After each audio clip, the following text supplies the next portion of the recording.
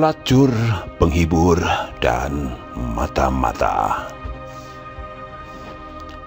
Pada era Hindia Belanda, para pelacur dijadikan pemuas nafsu serdadu Belanda. Soekarno sempat memanfaatkan para pelacur untuk spionase. Kalau menghendaki mata-mata yang jempolan, berilah aku seorang pelacur yang baik.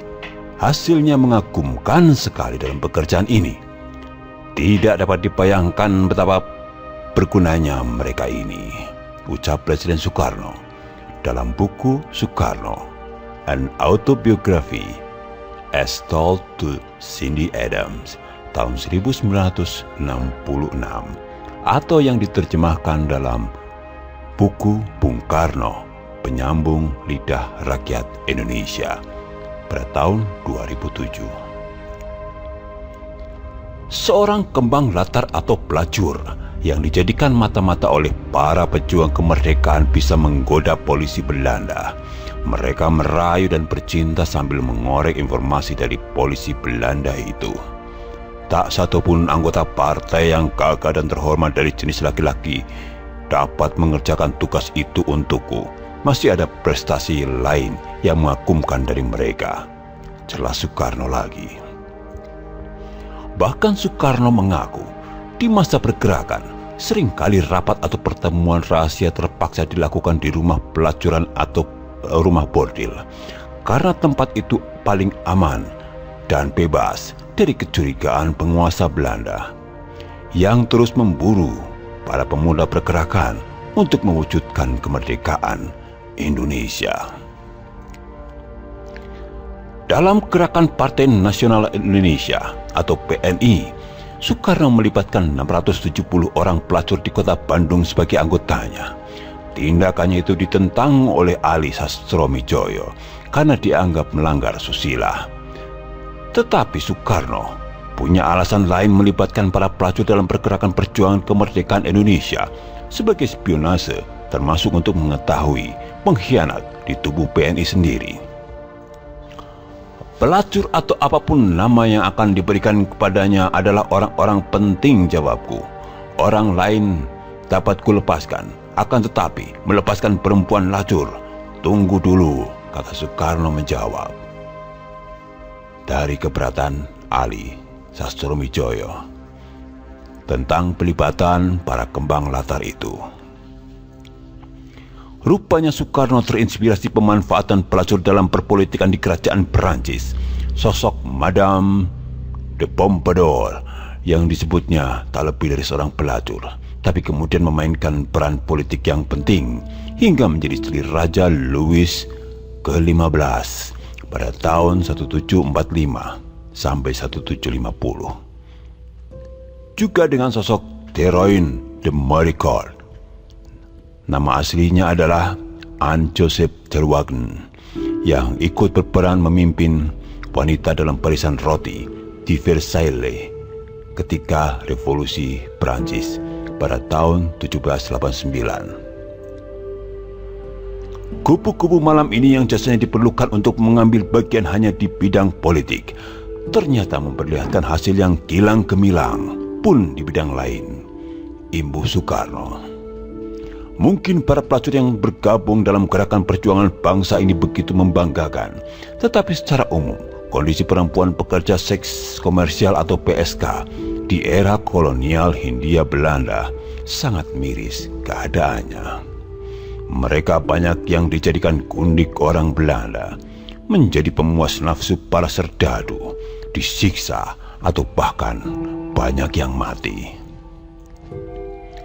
Praktek prostitusi di Indonesia sudah ada sejak penjajahan Belanda, bahkan sejak era Gubernur Verenigde Oost-Indische Company atau VOC. Jan Pieterszoon Koen berkuasa pada tahun 1619 sampai 1623 dan 1627 sampai 1629. Praktek prostitusi telah berkembang, walau secara tegas ia menolak praktek mesum tersebut.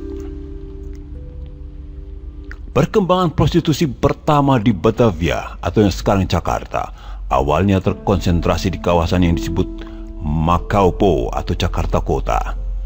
Pada abad ke-17, nama Makaupo memang disematkan tempat lokalisasi prostitusi karena para pelacur ditetangkan dari Makau oleh para kermo asal Portugis dan Cina.